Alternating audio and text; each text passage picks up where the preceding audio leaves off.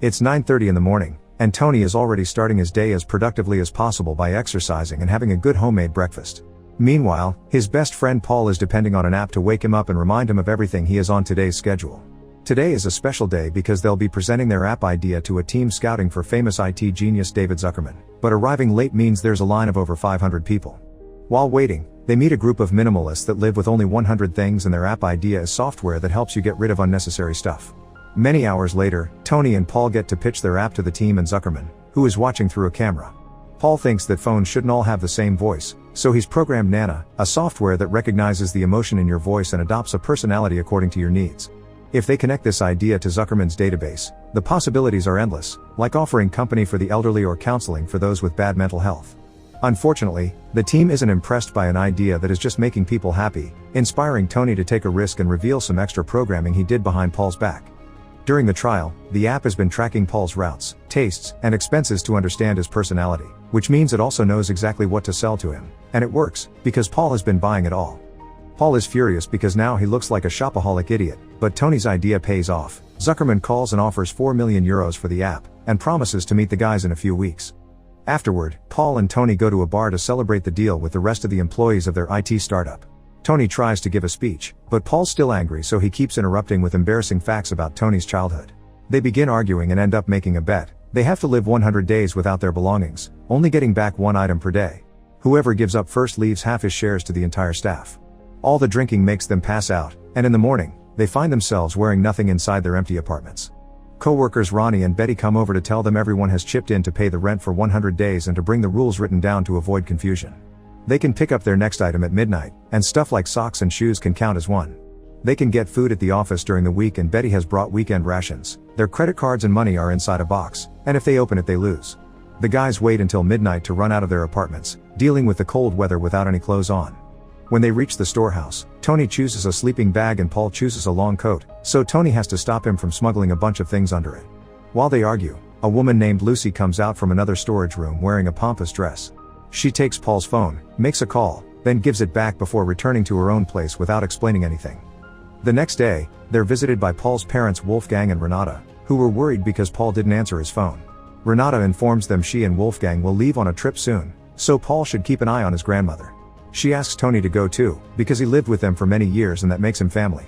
When they go back to work, Paul and Tony eat as much as possible from the fridge and use whatever they can find in the bathrooms to wash up. For the first few days, they choose clothing as their items to look presentable in public, but Tony also chooses a mattress while Paul picks up his phone. However, the phone runs out of battery, so he can't use it until he returns to the office and borrows someone's charger. One afternoon, the guys finally go to check on Grandma Oma. While helping with the chores, they remember their childhood together, and Paul shows how bitter he is that Tony would always get the better gifts and most of the family's attention. Tony also stole his school girlfriend Anna, and Paul thinks it's because Tony can't get a woman with character on his own. Later at midnight, when they go to the storehouse for their next items, Lucy visits them again.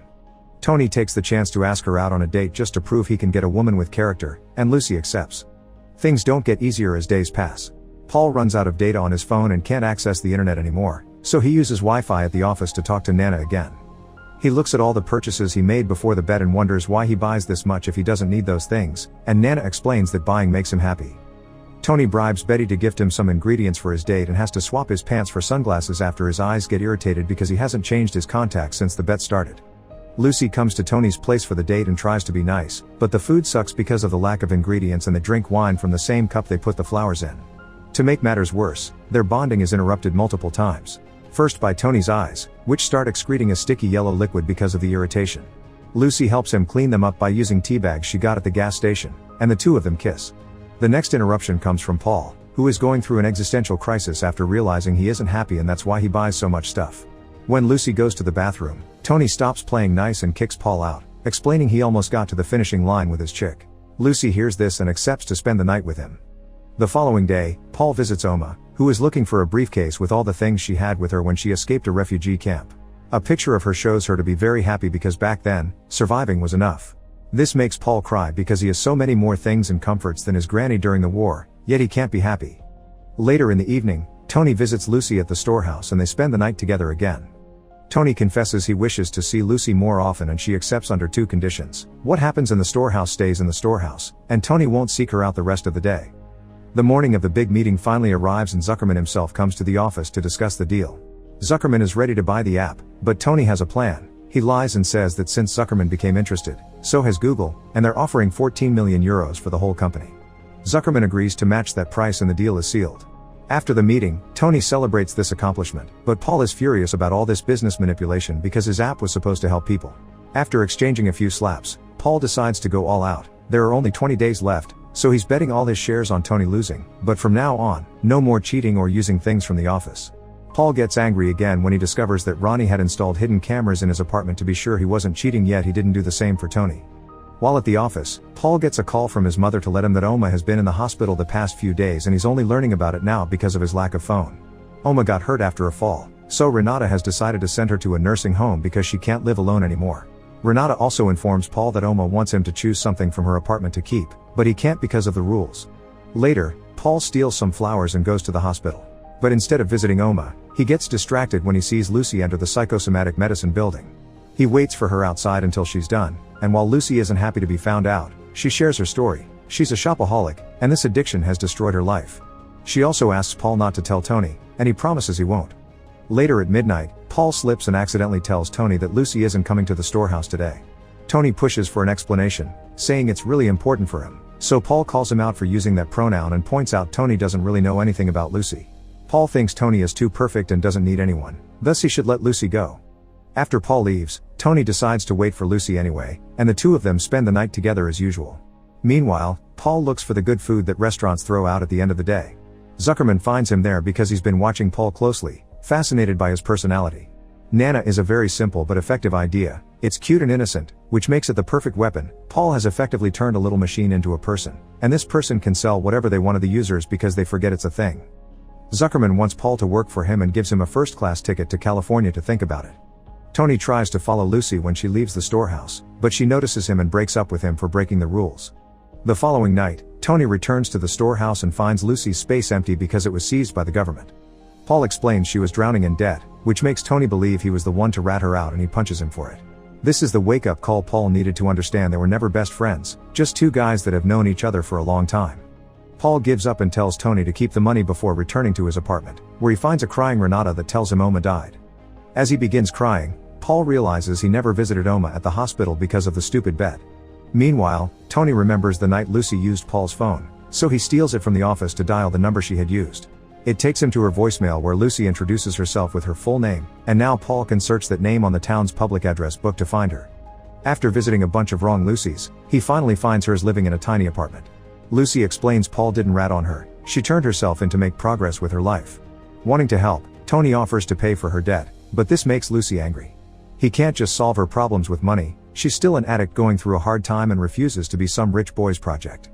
Tony returns home and tries to apologize to Paul, but he isn't in his apartment, and nobody at the office has seen him there either. Tony decides to visit Renata, and he's devastated to learn about Oma's death. Renata also informs him that Paul has left for California. Not wanting to believe it, Tony checks the apartment, only to find them empty. While thinking of what to do, he bumps into one of the neighbors, who complains about Paul's car leaving a trail of oil on the street. It turns out Paul hasn't gone to California, he's been living in his car near a lake. Tony follows the trail of oil to find him and apologizes for having been a twat. This isn't enough for Paul though, he wants Tony to admit all the mistakes he's made. The list seems to go on forever and there comes a point where Tony doesn't know what else to apologize for.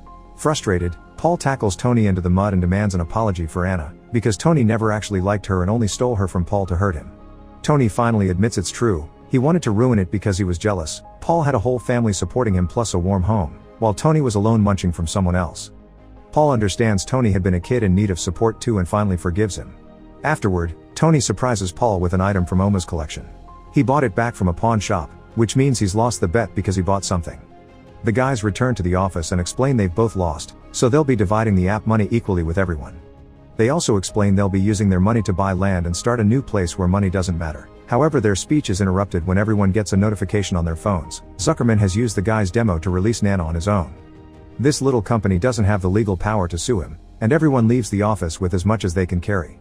Only Paul and Tony are left behind, and while they're happy they still have each other, Tony wishes he still had Lucy as well because he truly loves her. Seeing it's real this time, Paul comes up with a plan to help. The next day, Lucy leaves her apartment and finds a trail of objects that she follows until she finds Paul standing with no clothes in the middle of a field. He begins describing all the ways in which he isn't perfect, pointing out he wants to commit to her so they can be broken together. There are 4 things on the ground next to him, and he explains these are the 5 things he can't live without. Lucy realizes she's the 5th, and while she considers the line cheesy, she kisses Tony anyway. A few days later, the guys and Lucy go out on a road trip with only the minimum needed objects. Paul confesses he has a plan to get back at Zuckerman because that's his app on everyone's phone, so he still has access to it. The idea is to make Nana tell the whole world that Zuckerman is collecting their data and finally set them free from their phones. The best part is, Zuckerman won't be able to deny it because then he'd have to admit he stole the app, so his reputation is ruined either way. Make sure to subscribe and turn on notifications so you can watch more videos like this. Thanks for watching.